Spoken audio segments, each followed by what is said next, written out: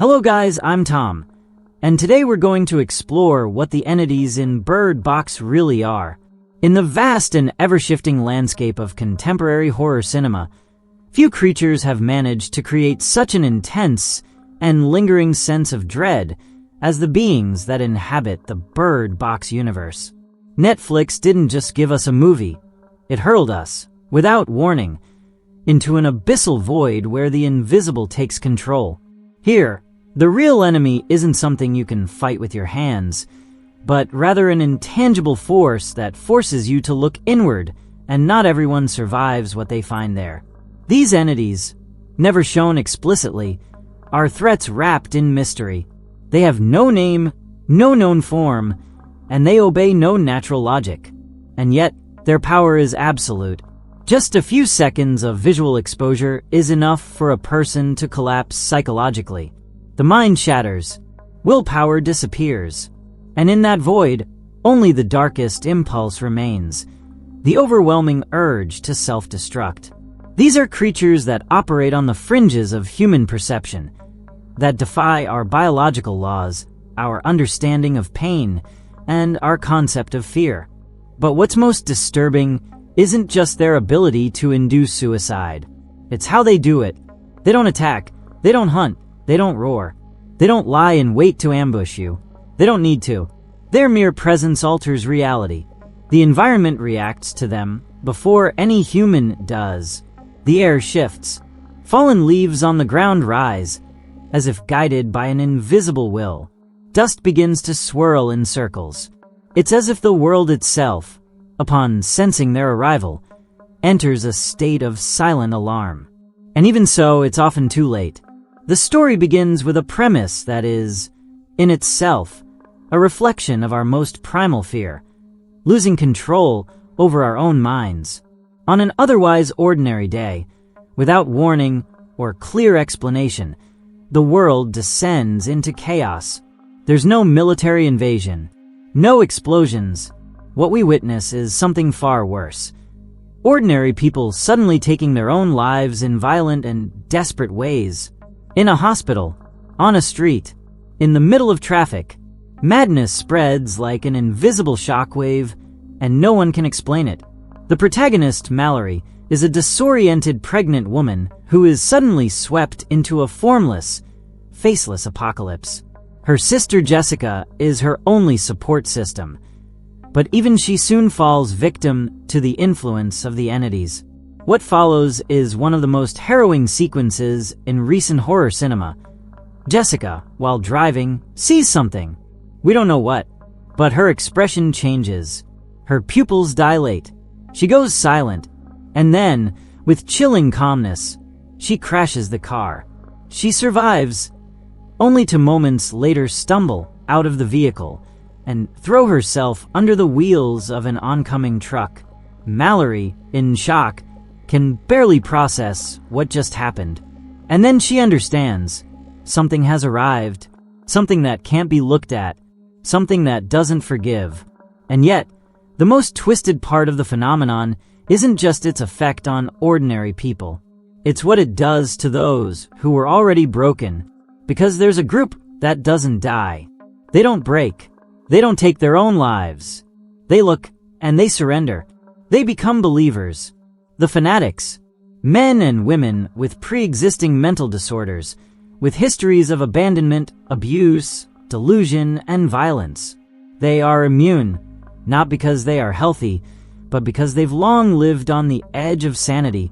To them, these entities are divine, angels, saviors, and their mission is clear: to force the rest of the world to see what they see, to liberate humanity from suffering through death. These fanatics infiltrate, smile, and persuade. They don't need weapons, just words, lies, illusions. They lead others to doom with the same zeal as a preacher leading a congregation. They become prophets of collective, psychological collapse. And it's this element that elevates Bird Box beyond a simple horror movie. It becomes an allegory about the power of destructive ideas and how a misguided belief can be more lethal than any virus. The first installment, released in December 2018, became a global phenomenon. It quickly became a subject of conversation and analysis. I even released a video back then analyzing the possible nature of these entities, speculating on their origins, purpose, and symbolism. But everything changed with the arrival of the sequel.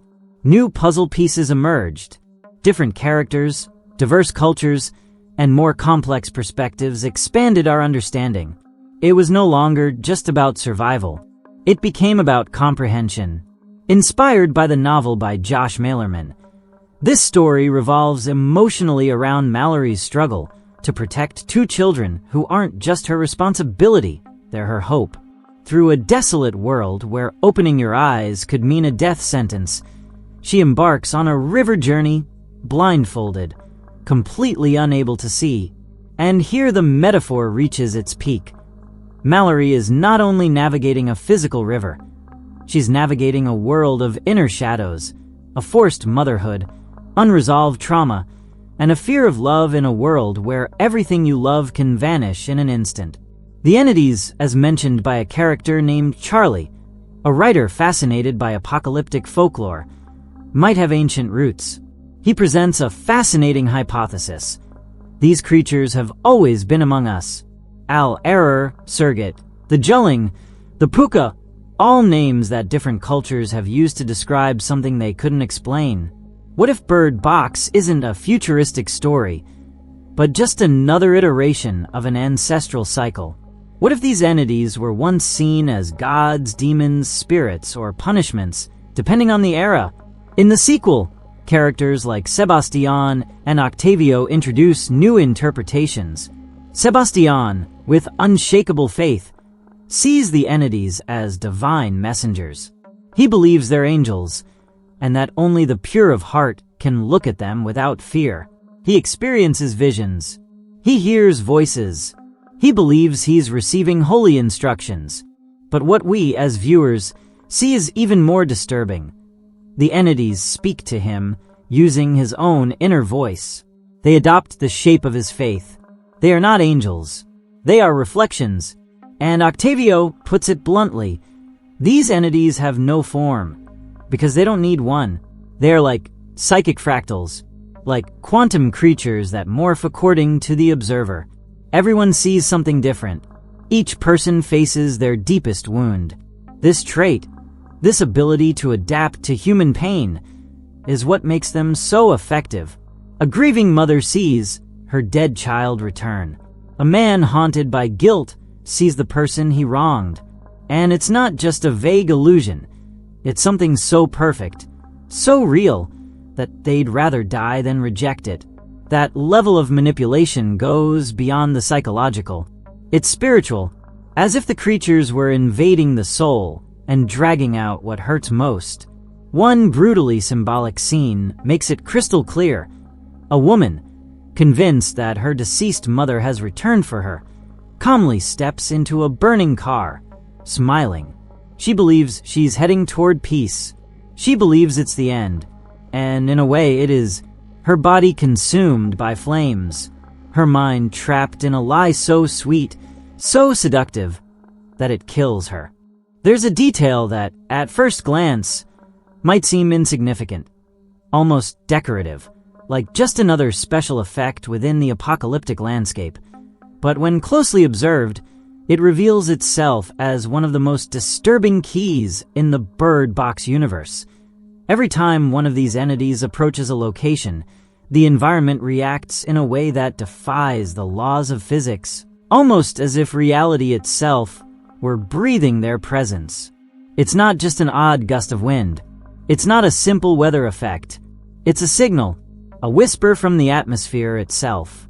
Dust begins to swirl in unnatural spirals, as though something invisible were walking across the ground. Dry leaves float in opposite directions, suspended as if responding to a force that does not belong to this world. Light objects, a hanging bedsheet, a paper cup, loose papers, shift without being touched. There's no one there, and yet there's everything.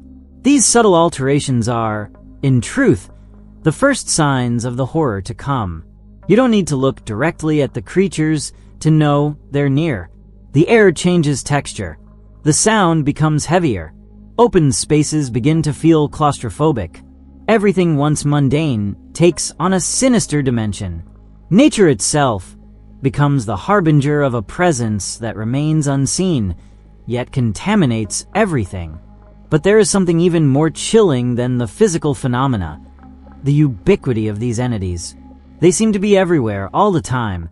There are no borders, no safe havens. Wherever human life exists, they are there. As if the entire planet had become a playing field for something superior, an inhuman intelligence that never rests and doesn't need to.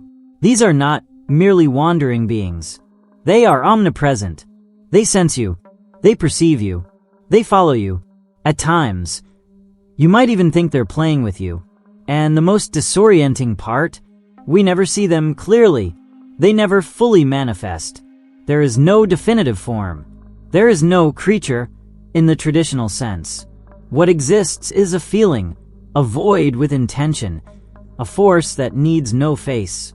They are formless entities capable of devastating impact just by being seen.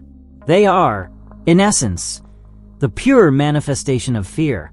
And yet, there's one notable exception: Gary, a character whose sanity was utterly devoured, but whose body survived. Gary carries with him a notebook full of frantic sketches, drawings made with a blend of obsession and ecstasy. What he captures in those pages is his vision of the entities, not empirical evidence, but fragmented reflections of what his distorted mind managed to perceive.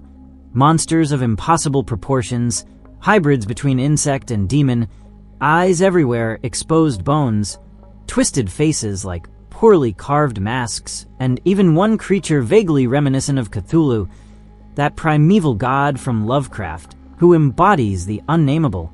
But these drawings don't reveal the truth. They only suggest it, because in the end, no one, not even Gary, knows for certain what they're seeing. These are broken mirrors of altered perception, windows into a horror that cannot be described in words or human forms. And this is where a creative decision proved to be brilliant. During production of the first film, the idea of showing the creatures was seriously considered. In fact, a specific scene was filmed for that purpose. The site Scream reported that this moment existed and that an animatronic creature was specially designed. The idea was to show it briefly, just enough to plant an image in the viewer's mind. But the scene was scrapped completely. The reason? The result was ridiculous. Sandra Bullock didn't hold back. She said the creature looked like a grotesque hybrid between a human and a snake, with a disproportionately large head that resembled a giant baby. According to her, upon seeing it, she didn't feel fear. She laughed. And in a story like this, where the terror hinges on the unknown, that was unacceptable. That's why the scene was removed and never included, not even as bonus material. Bullock even chose not to see the creature's design before filming, to ensure her reaction would be genuine. But in the end, the reaction wasn't needed. The director and screenwriter realized something fundamental. What isn't shown is always more terrifying. Eric Heiserer, the screenwriter, defended this choice firmly. He said that the purest form of horror comes from what our imagination builds in the absence of answers. And he was right. Every viewer imagines a different creature. Each fills the void with their own fears. In 2019, some concept art and animatronic models leaked online. Many assumed these were the real forms of the entities, but in reality, they were part of a deleted sequence, a nightmare Mallory has, in which the demon surrogate appears and shows her children transformed into deformed creatures. It was a metaphor for her fear of motherhood, of the future, of failure. Director Suzanne Bier removed the scene because it broke the overall tone of the film and shifted the focus to a horror that was too visually concrete. Aaron Sims, one of the concept artists, proposed an even more abstract version. creatures made of smoke, of shadow, with ever-changing forms. Figures barely human that floated and mutated in the air. They were meant to appear in the forest sequence, as Mallory fled blindfolded with the children. But even that concept was discarded. Instead, the film committed to the invisible, to the power of silence, of suggestion. And yet, the most sinister part isn't what the creatures do, it's what they provoke. Some people, rather than dying upon seeing them, become their emissaries. They're not victims, they're servants, fanatics, apostles of chaos. Why? The film doesn't provide an absolute answer, but all signs point to these individuals being emotionally or mentally broken beforehand. Their brains, unable to process the trauma, find comfort in the presence of the entities. To them, what they see isn't terror. It's beauty, it's redemption, it's purpose. Norwood Psychiatric Hospital is mentioned as the origin of some of these followers. Others, like Charlie's co-worker, already displayed signs of instability before the global collapse. And here emerges an even darker hypothesis. What if these creatures don't just manipulate what you see, but what you feel? Charlie states it clearly. The entities don't show a single form.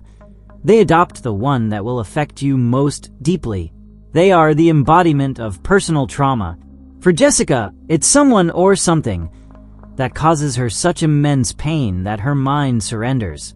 For Lydia, it's the image of her deceased mother, convincing her to step, smiling, into a burning car. They don't see horror.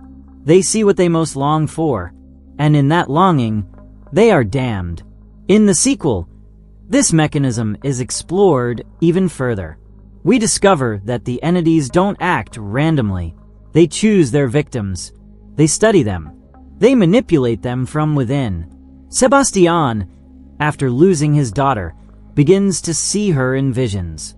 He believes she speaks to him, that she's guiding him. But that voice is not his daughter's. It's something disguising itself as her memory. They push him to the edge. They use him as a vessel. And once he's no longer useful, they emotionally destroy him. His faith becomes his prison. The creature's ability to manipulate not only images, but also voices, memories, and emotions makes them a total psychic threat. You can't trust your own senses, not even your thoughts. And that is the most terrifying part. They strip away your identity before killing you. Charlie even theorizes that the entities aren't the origin of the apocalypse, but the consequence. That they appeared as punishment for what humanity had become. And under that logic, they're not invaders. They're judges. They represent a final judgment that doesn't come with fire or plagues, but with the annihilation of the mind. And if all that weren't enough, the creatures don't even need to be seen to begin tempting you. They use the voices of the dead, the whispers of loved ones, phrases only you would recognize. They whisper in the woods. They say your name. They ask you to look. They do it with Mallory. They do it with the children. And within those whispers, there's sweetness, tenderness, but also damnation.